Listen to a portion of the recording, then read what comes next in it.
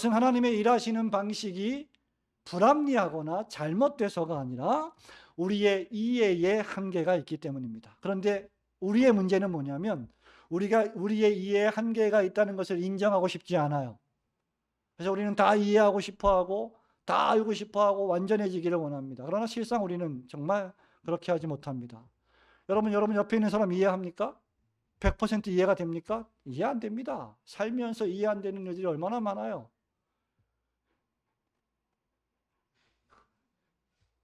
이해 안 되는 일이 많죠? 예. 지금 바로 옆에 있는 사람을 보라니까 진짜 보면서 너무 웃는 분들이 계신데 이해가 안 돼서 웃는 거예요, 지금. 이해하지 못합니다. 그럼에도 불구하고 우리는 이런 주제와 교리를 공부해야만 합니다. 왜냐하면 성경이 그것을 기록했고 가르치고 있기 때문입니다. 그래서 우리는 이것을 이해할 때, 들을 때 어떻게 이해하느냐? 성경이 기록하고 가르쳐 주신 방식대로만 이해해야 합니다. 그래야 죄를 짓지 않아요. 그래야 오해하지 않습니다. 여러분, 우리가 다루고 있는 본문 7절 위에 위치한, 본문의 7절 위에 위치한 4절을 보십시오. 우리를 선택하신 것이 뭡니까? 창세 전에, 즉 이 세상이 존재하기 전에 여러분들 각자를 하나님이 선택하셨다는 이 일임을 선언하고 있습니다. 우리가 하나님의 작정과 섭리를 다루면서 본문을 에베소서의 1장의 본문을 잡았는데 에베소서의 말씀은 교회론이에요. 바울의 교회론이에요. 데살로니가전서, 데살로니가후서가 바울의 종말론이라고 하면 에베소서는 바울의 교회론입니다. 로마서는 바울의 구원론이에요. 특별히 교회를 다루고 있어요. 그런데 이 교회를 중심으로 바울이 에베소서 1장에서 하나님의 우주적 계획을 설명하고 있고 2장을 통해서 그리스도의 죽음과 부활을 통한 죄 용서와 구원을 말하고 있고 3장에서 모든 민족에게 선포되는 이 구원 복음의 비밀에 대해서 설명하고 있고요. 4장에 가면 이 우주적인 계획으로서의 예수 그리스도의 구원 복음의 비밀을 교회를 통해서 하나님이 전파해 가신다는 것을 말하고 있습니다. 그리고 5장에서는 그러한 교회 중심의 신앙생활하는 성도들이 교회와 가정과 사회에서 어떻게 살아가야 할 것인지를 설명하고 있습니다. 그리고 마지막으로 6장에 가면 세상에서 영적 전투를 어떻게 수행해가며 하나님 나라에까지 도달할 것인가를 설명하는 게 에베소서예요. 그런데 그 중에 11절부터 14절 말씀을 중심으로 하나님의 작정과 섭리를 다루려고 하는데 제가 왜 이 짧은 시간 동안 에베소서 1장부터 6장을 설명했냐면 하나님의 작정과 섭리는 특별히 하나님의 구원과 교회를 중심하고 이루어진다는 것을 강조하기 위해서입니다. 그 시작이 뭐예요? 하나님께서 창세전에 그리스도 안에서 우리를 택하셨다는 것입니다. 성부 하나님의 선택이죠.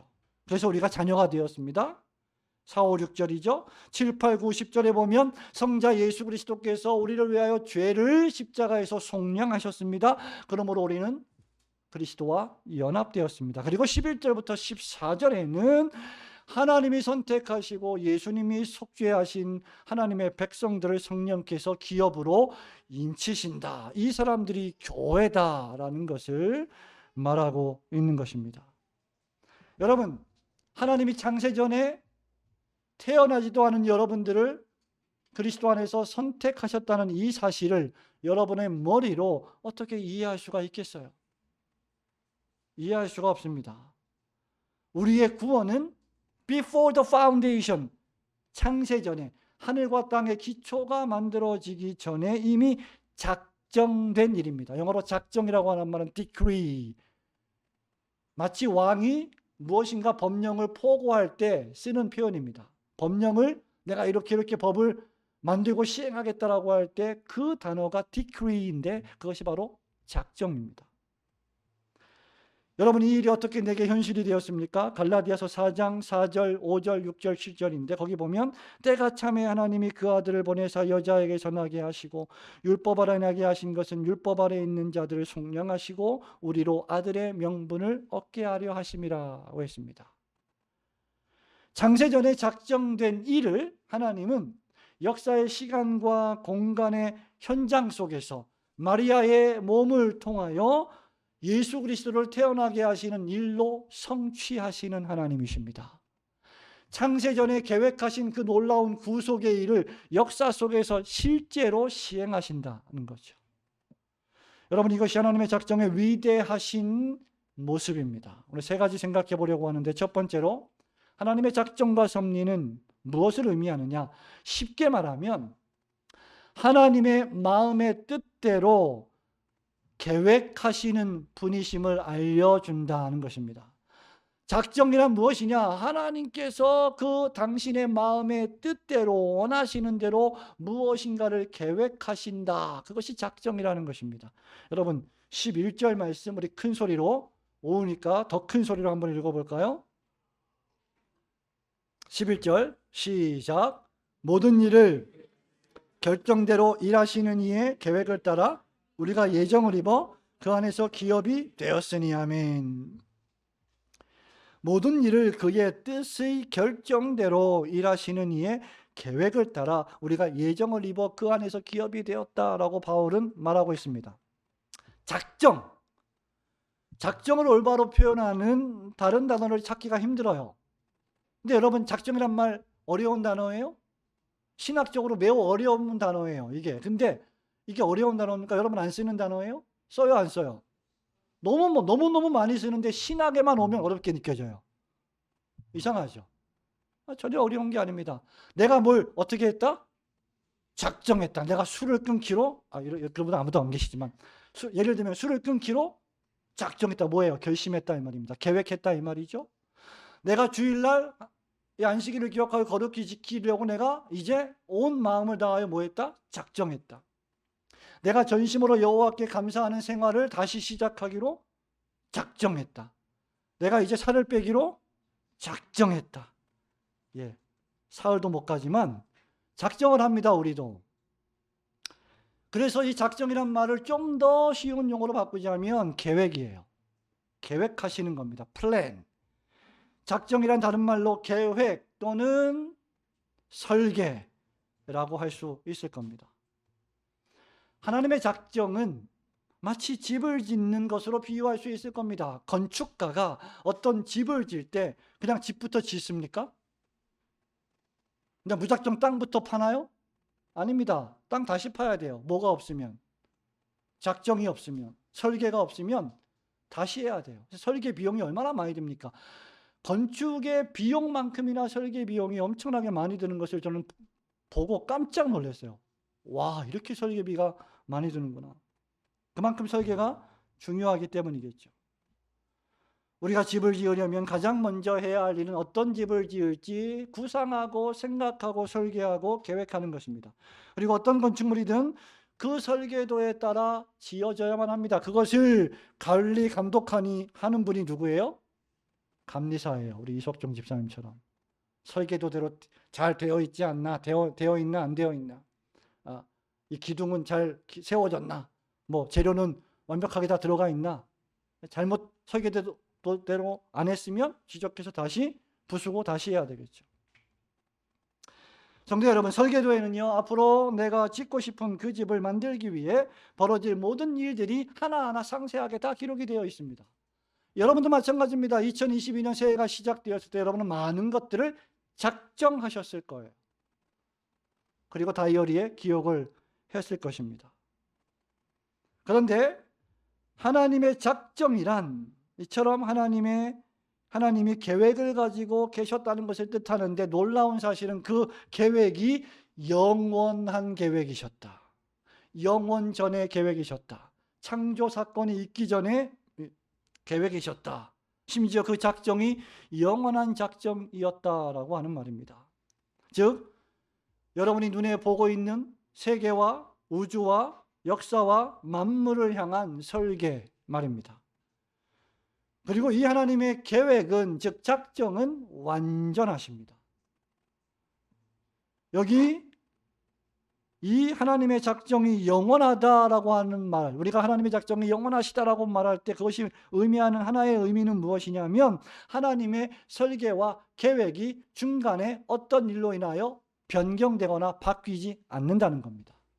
다른 말로 하면, 하나님이 한번 작정하시면 그 어떤 외부적인 요인으로 그 어떤 사람이나 힘에 의해서 이 계획과 작정이 변경될 수 없다는 것입니다. 왜? 하나님은 절대하신 주권자이시기 때문입니다. 하나님의 주권을 상대할 만한, 가히 상대해서 싸워서 이길 만한 다른 존재가 전혀 없기 때문입니다. 그래서 하나님이 한번 작정하시면 그것은 그대로 되고야 맙니다. 영생 주시기로 작정된 자는 사도행전 13장 46절 48절에 뭐예요? 다 믿더라. 어떤 방법을 통해서든지 하나님이 구원하시기로 작정하셨다면 그는 믿게 되어 있다라는 말입니다. 성도 여러분, 이 하나님의 작정을 우리가 생각할 때요, 이 작정을 잘 이해하는 좋은 방식은 우리가 하는 작정과 비교해 보는 것입니다. 여러분도 작정을 하지 않습니까? 계획을 하시지 않습니까? 최근에 대구의 푸른초장교회 임종구 목사님이, 빗나간 얘기입니다만, 임종구 목사님께서 책을 하나 썼는데, 설교자의 인생이라는 책을 썼어요. 설교자가 강단에서 쓰는 언어가 품격이 있어야 되고 고매해야 되고 매우 경건하고 거룩해야 한다. 아주 속되고 지저분한 강단 언어를 비판하는 그런 책을 썼는데, 그 책에 보면 마크 트웨인이, 영국의 그 작가죠. 마크 트웨인이 불신자였는데, 이 마크 트웨인이 한 유명한 말이 하나 있어요. 그 말이 무슨 말이냐면 이겁니다. 설교 시간이 20분 넘으면 죄인도 구원받기를 싫어한다. 별로 웃지 않으시는군요. 장황하고 지루한 설교의 긴 시간을 비판하는 그러한 말입니다. 그래서 그걸 읽고, 물론 여러분 지난번에 제가 보니까 소요리 문답 4회인가 3회 때인가 보니까 무려 59분을 했더라고요. 1시간의 오후 예배 교리 설교를 한 거예요, 제가. 그런데 우리 아이들이 놀랍게도 그 설교를 다 듣고 있어요. 저는 그거에 더 놀랐어요. 근데 너무 짧은 시간처럼 지나갔다고 저는 생각을 했거든요. 아마 여러분도 그러셨으리라고 저는 믿습니다만은, 예. 그래서 너무 길다, 설교가. 뭐 청교도 시대 때는 뭐 2시간 반 설교가 기본이었는데 너무 이제 길고 지루한 설교도 많이 있었죠. 그래서 특히 제네바 시대에는 시의회의 명령으로 저 예배당 뒤에 벽에 모래시계를 설치해서 45분을 넘기지 않는 설교 시간을 정해놓기도 했습니다. 그래서 모래시계가 다 빠져나가면 설교 멈추라고 그런 사인으로 표식을 해놓을 정도였어요. 그래서 여러분, 저도 좀 짧게 하자, 작정을 합니다. 근데 이 작정대로 안 돼요. 안 된다니까요. 우리의 계획, 우리의 작정, 꽃길만 걸어야지라고 한 우리의 다짐, 사람들의 정말 아름다운 계획들 헝클어집니다. 삐뚤어집니다. 미궁에 빠져버립니다. 나 때문에도 그렇고 상대방 때문에도 그렇고 사회 때문에도 그렇고 환경 때문에도 그렇습니다.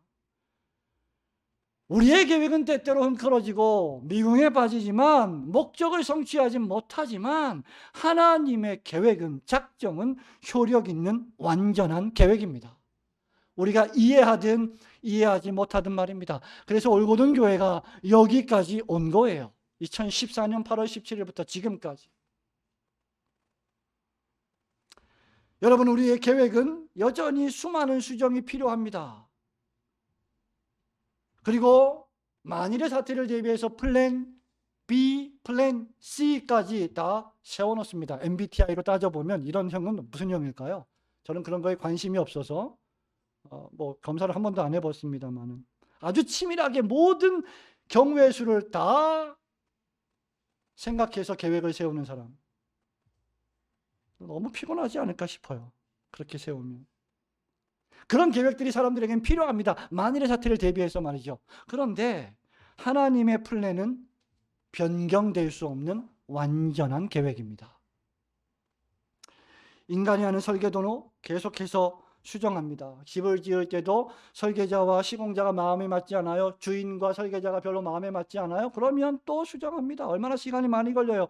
그래서 마지막에는 원래 계획하지 않았던 이상한 설계도가 나오기도 하고 이상한 집을 짓기도 합니다. 더 좋을 수도 있죠. 근데 왜 이런 일이 벌어질까? 이유는 단 한 가지입니다.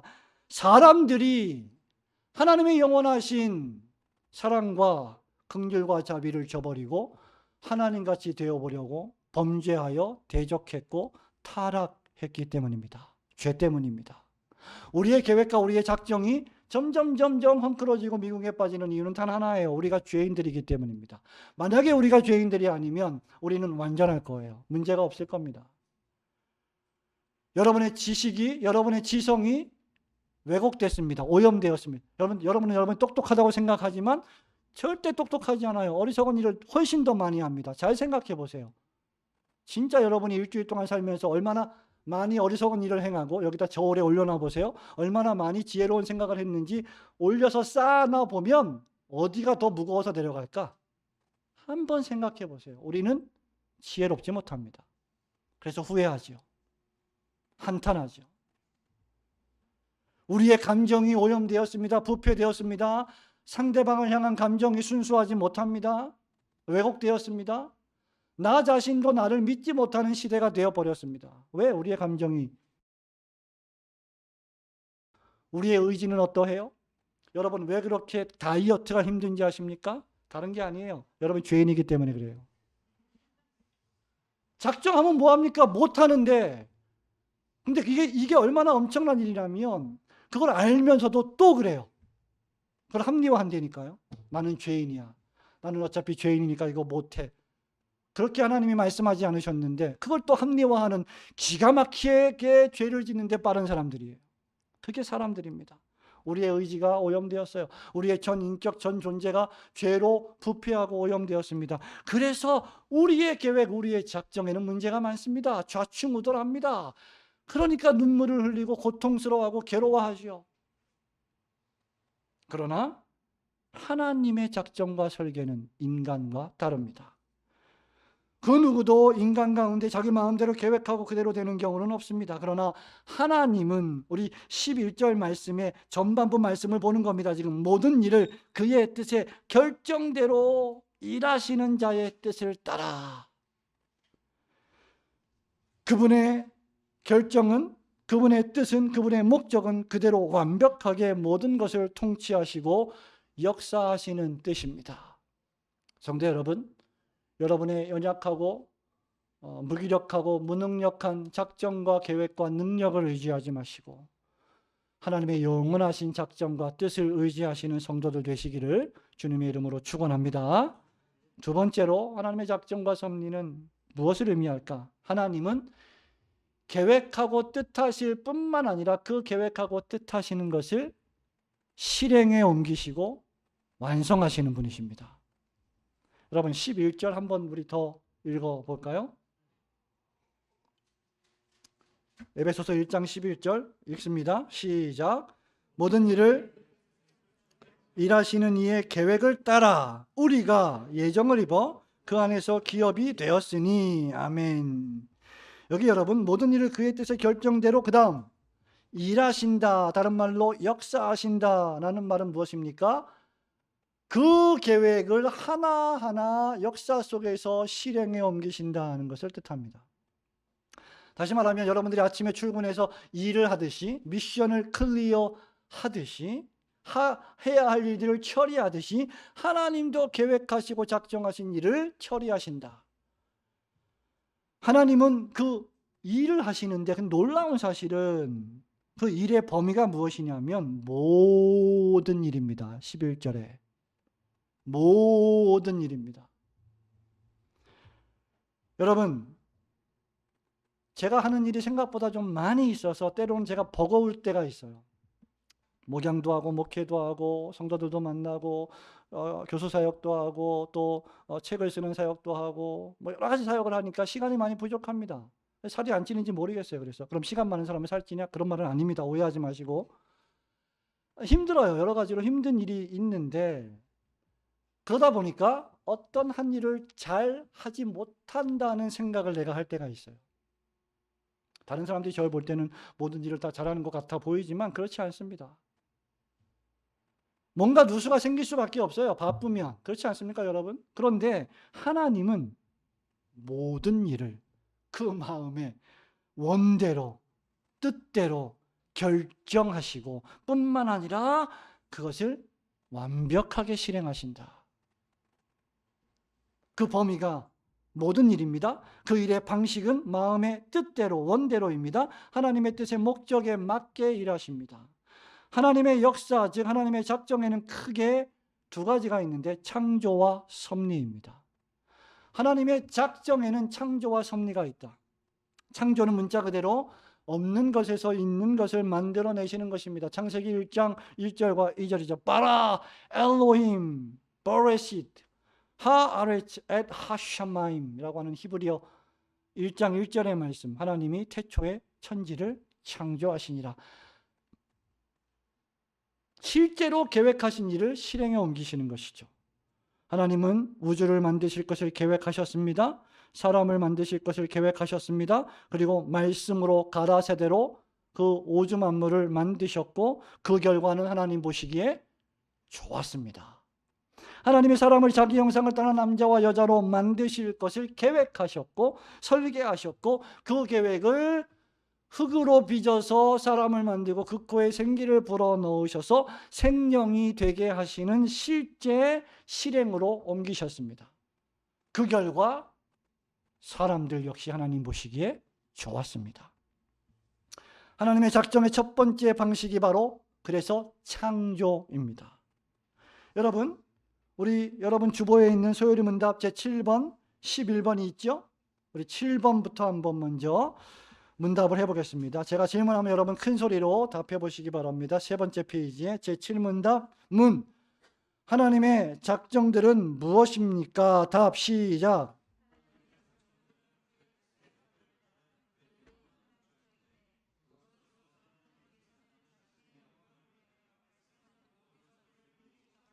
하나님께서 자신의 영광을 위하여 발생할 모든 일을 미리 정하셨는데 그 정하신 사역은 무엇이냐? 섭리입니다. 자, 11문답 볼까요? 하나님의 섭리의 사역들은 무엇입니까? 시작.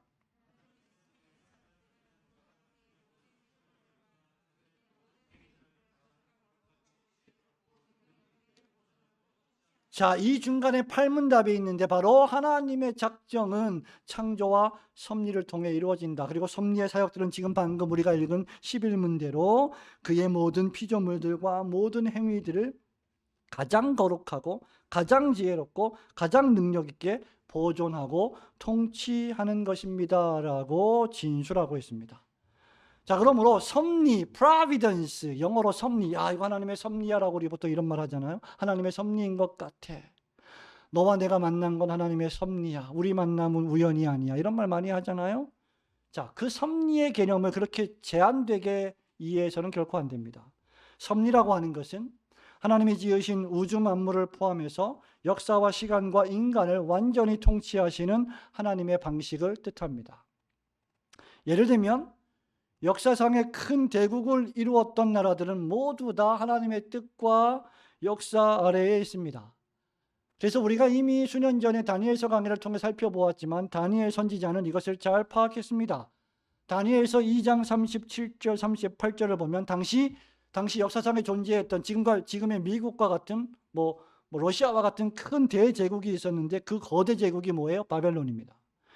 바벨론 왕과 그의 통치에 대한 다니엘의 해석이 여기 기록이 되어 있어요. 제가 읽어드립니다. 왕이여, 왕은 열왕의 왕이시라. 하늘의 하나님이 나라와 권세와 능력과 영광을 왕에게 주셨고 인생들과 들짐승과 공중의 새들 어느 곳에 있는 것을 물어나고 그것들을 왕의 손에 붙이사 다 다스리게 하셨으니 왕은 곧 그 금머리이니이다. 이게 무슨 말입니까? 하나님이 왕을 세우신다는 거예요. 하나님이 나라를 세우신다는 겁니다. 다른 말로 하면 하나님은 그 왕을 폐하기도 하시고 그 나라를 없애기도 하신다는 겁니다.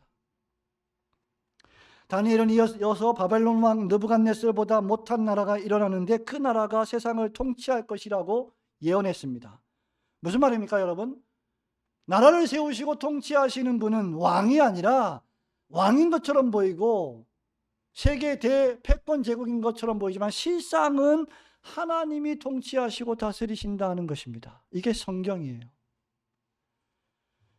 마치 세상을 통치하는 것이 미국이요 러시아 같아 보이지만 마치 인간의 왕 같아 보이지만 우리의 운명들이 우리를 다스리는 위정자들의 의해서 움직여가는 것 같아 보이지만 실상 우리를 통치하시는 분은 전능하신 하나님이시다라는 말입니다.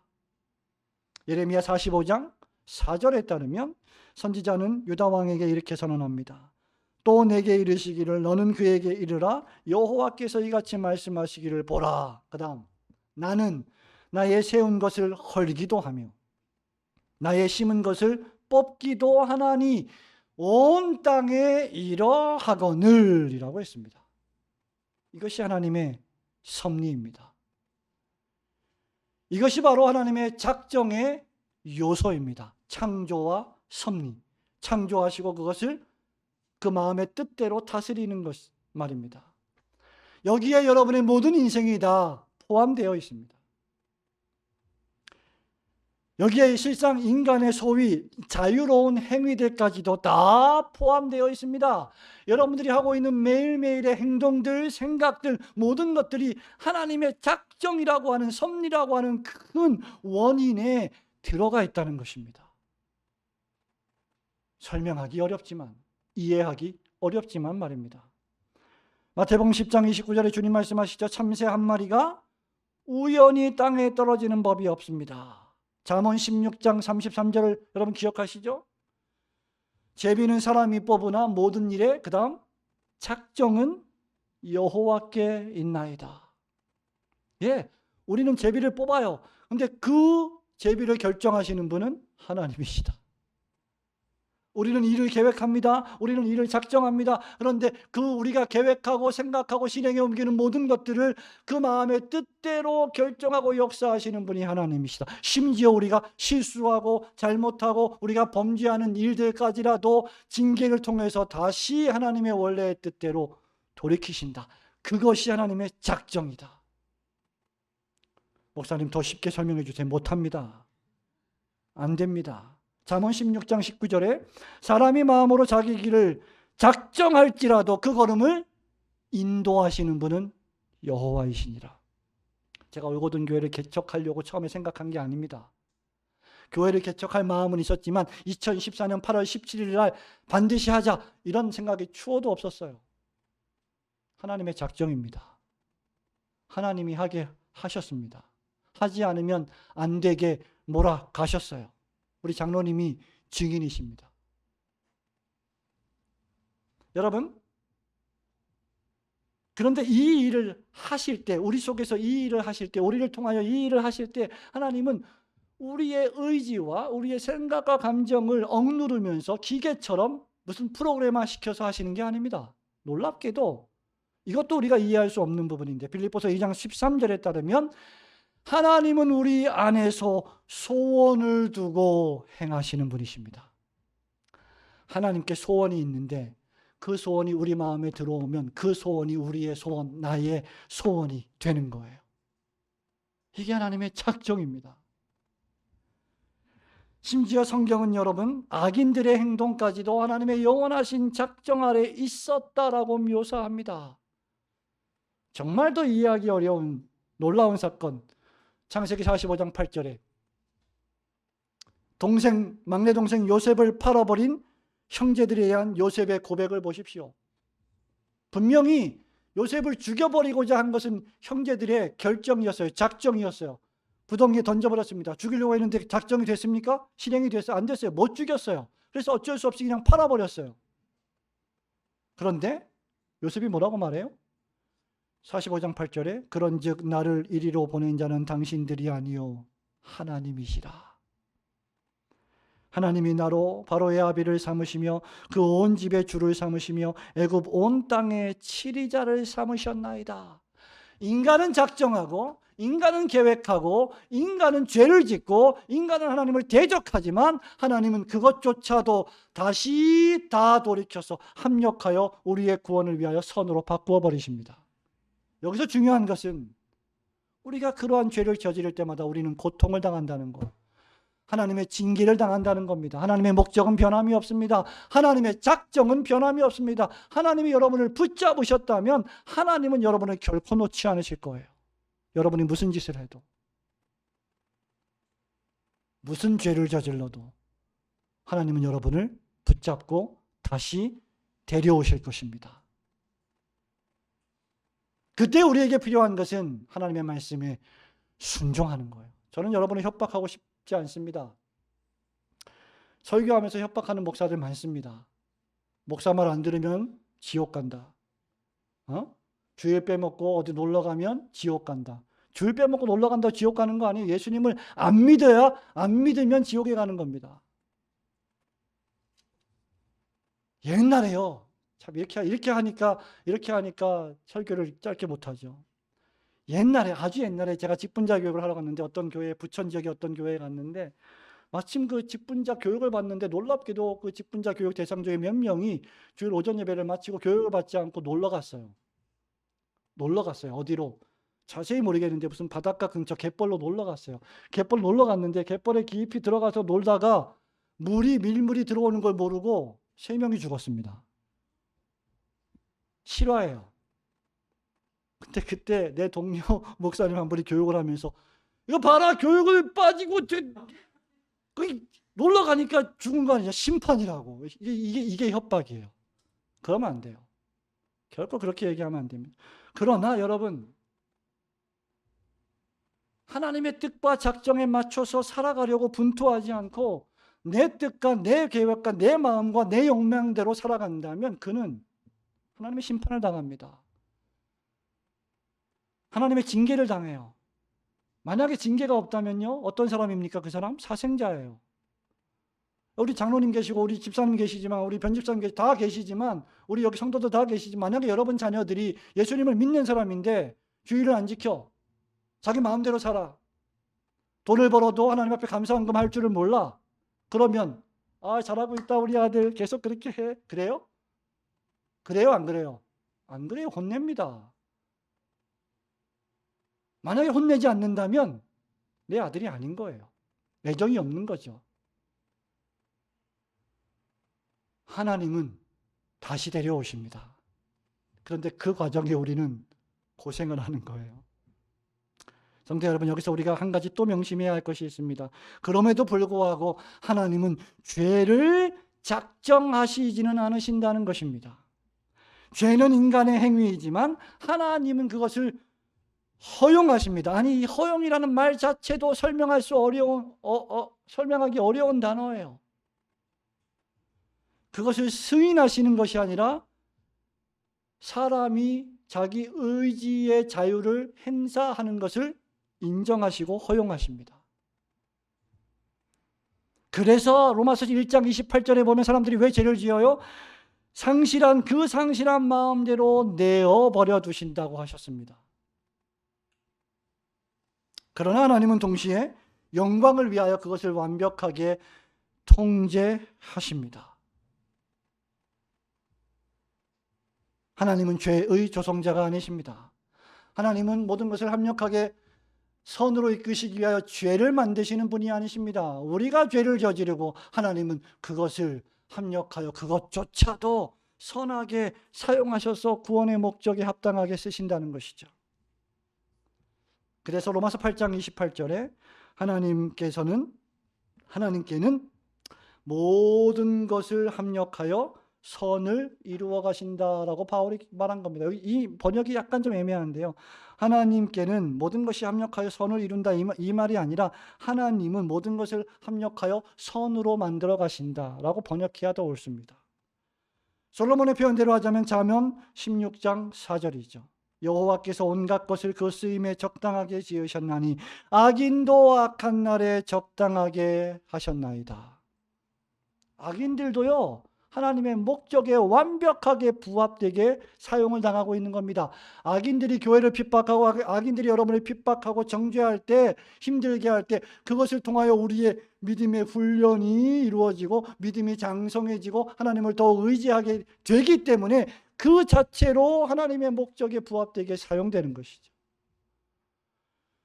성도 여러분, 하나님께서 뜻하고 계획하실 뿐만 아니라 그것을 완전하게 여러분을 위하여 실행하시는 분이심을 굳게 믿으시고 그분의 작정에 순종하시는 여러분 되시길 주님의 이름으로 축원합니다.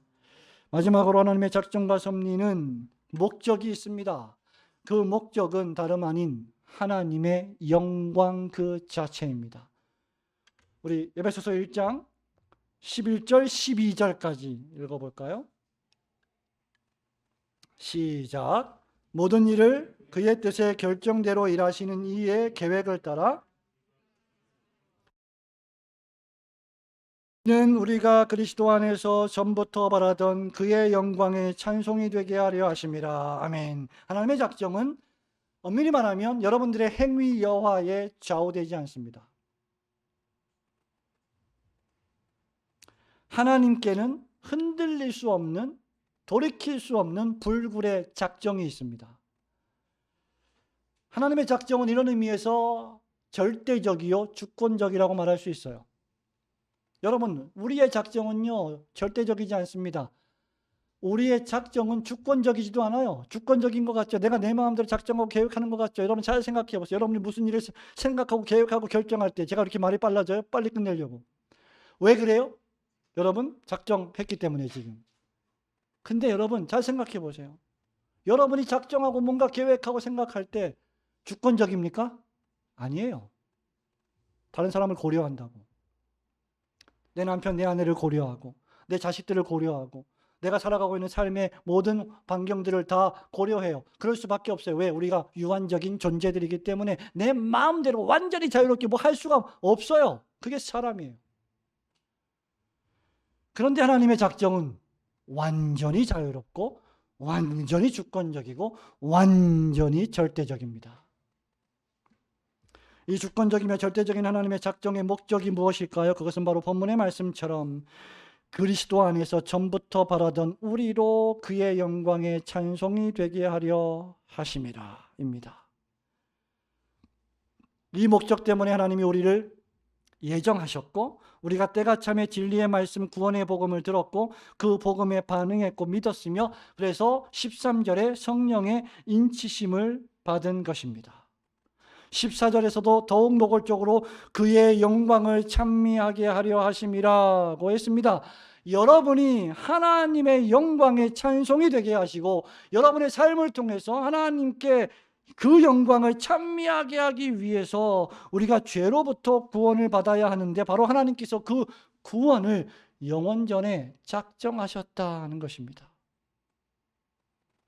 그래서 아까 말씀드린 대로 사도행전 13장 48절에는 영생 주시기로 작정된 자는 다 믿더라고 했습니다. 여러분 주변에 많은 친구들이 있어요. 잘 생각해 보십시오. 그 많은 친구들 가운데 신기하게 지금 나는 이 올고든 교회 예배당에 앉아 있어요. 내 친구는, 나를 전도했던 내 친구는 여기 없어요 지금. 신기한 일입니다. 신기한 일입니다. 성도 여러분, 요한복음 6장 37절에서 예수님 말씀하십니다. 아버지께서 내게 주시는 자는 다 내게로 올 것이요 44절에서는 나를 보내신 아버지께서 이끌지 아니하시면 아무도 내게 올 수 없다. 이것이 에베소서 1장 11절입니다. 모든 일을 그 마음의 원대로 역사하시는 자의 뜻을 따라 우리가 예정을 입어 그 안에서 기업이 되었나니. 성도 여러분, 여러분은 예수 그리스도를 여러분의 구세주로 굳게 믿으십니까? 하나님이 그리스도 안에서 여러분을 예정하신 것입니다. 하나님께서 역사의 수레바퀴를 돌리시는 이유가 무엇입니까? 하나님께서 대한민국을 지금도 운영해 가시는 이유가 무엇입니까? 전 세계를 통치하시는 이유가 무엇입니까? 우리의 예정이 역사의 시간 안에서 때가 참에 구원으로 경험되어 우리 눈을 열어 날 구원하신 하나님의 영광을 우리의 입술로 찬미하게 하시기 위함입니다. 이걸 깨닫는 게 우리 인생의 유일한 목적이에요. 오늘 여러분이 하나님의 자녀가 되어 이 자리에 앉아 있는 것은 하나님께서 그렇게 작정하셨기 때문입니다. 다 죽어버린 사람들 가운데 일부를 예정하여 구원하시기로 계획하셨기 때문입니다. 그래서 우리는 왜 다른 사람은 구원하지 않고 날 구원하십니까? 라고 불평할 수 없는 거예요. 다 죽어버렸기 때문에. 우리의 마음속에 하나님께서 모든 것을 계획하시고 모든 것을 역사하신다면 왜 에서는 미워하고 야곱은 사랑하셨지? 왜 요셉의 11명의 형제들은 요셉을 팔아넘겼지? 왜 러시아는 우크라이나를 침공해서 이렇게 전 세계를 고통스럽게 하지? 여러분, 이런 질문들은 실상 아무런 의미가 없습니다. 왜냐하면 우리는 하나님의 이 절대하신 주권과 작정을 다 이해할 수 없기 때문입니다. 그러나 분명한 것은 하나님은 절대하게 주권적으로 작정하시는 분이십니다. 때로 우리는 하나님께서 왜 지금 당장 하늘에서 불을 떨어뜨려서 저 러시아를 그냥 박살내지 않으실까? 여러분, 예수님의 제자들이 하신 한 질문이에요. 왜 그들을 참아보고 계시는지 우리 다 알 수 없습니다. 여러분, 이런 고민들은 비단 우리만 하는 것이 아니었죠. 사도 바울이 사역하던 당시 유대인들 역시 똑같이 이런 생각을 했습니다. 바울이 이에 대해서 로마서 9장 20절에서 이렇게 대답합니다. 이 사람아, 네가 뉘기에 감히 하나님을 힐문하느뇨? 하나님께 대답하느뇨? 지음을 받은 물건이 지은 자에게 어찌 나를 이같이 만들었느냐 말하겠느뇨? 토기장이가 진흙 한 덩이로 하나는 귀 쓸 그릇을 하나는 천이 쓸 그릇을 만드는 권이 없느냐? 만일 하나님이 그 진노를 보이시고 그 능력을 알게 하고자 하사 멸하기로 준비된 진노의 그릇을 오래 참으심으로 관용하시고 또한 영광받기로 예비하신 바 긍휼의 그릇에 대하여 그 영광의 부요함을 알게 하고자 하셨을지라도 무슨 말 하리요? 이 사람아, 네가 누구기에 감히 하나님을 힐문하느뇨? Why you are talking back to God? 영어로 말하면 네가 뭔데 감히 하나님께 말대답하느냐? 여러분, 우리가 사람에게는 말대답할 수 있어요. 심지어 부모님한테도 말대꾸 할 수 있습니다. 잘해야 되지만. 그런데 하나님께는 그럴 수 없습니다. 결코 그럴 수 없습니다. 여러분, 우리는 기억해야 합니다. 저와 여러분은 피조물입니다. 신이 아닙니다. 하나님이 아닙니다. 우리는 그릇입니다. 하나님은 우리의 창조주이십니다. 우리가 예수님의 보혈로 하나님께서 사셔서 긍휼의 그릇이 되었다면 그 자체만이라도 감사해야 됩니다. 그 영광의 부요함을 조금이라도 깨달았다면 그저 하나님 앞에 감사와 찬송과 영광을 돌려야 할 뿐입니다. 하나님의 말씀을 어떻게 어길 수 있다는 말이에요? 어떻게 하나님의 계명의 말씀을 그렇게 밥 먹듯이 마음대로 어길 수 있다는 말입니까? 성도 여러분, 하나님의 절대하신 주권과 작정과 섭리는 우리의 이해를 초월합니다. 그러므로 우리는 또다시 앞으로 돌아가서 제가 이 설교를 시작할 때 했던 말씀을 기억하셔야 합니다. 겸손과 경외감의 태도로 이러한 주제에 접근해야 합니다. 제가 신학교에서 좀 더 유식한 학문적인 용어로 우리 신학생들에게 이 작정과 주권에 대하여 설명할 때 바빙크의 말을 인용하는데, 바빙크의 라틴어로 된 문장을 인용합니다. Finum non capax infinum. 유한 자는 무한 자를 품을 수 없다. 유한한 인간은 무한한 하나님을 다 이해할 수 없다. 위대한 신학자 헤르만 바빙크도 그 정도로 하나님을 생각하고 상대했습니다. 다만 우리를 구원하신 하나님의 영원하신 작정의 목적이 하나님의 영광을 찬미하는 것뿐이라고 우리는 고백해야 합니다. 성도 여러분, 말씀을 맺습니다. 하나님은 여러분을 창세전에 미리 아셨고 예정하시고 그리스도 안에서 여러분을 선택하셨습니다.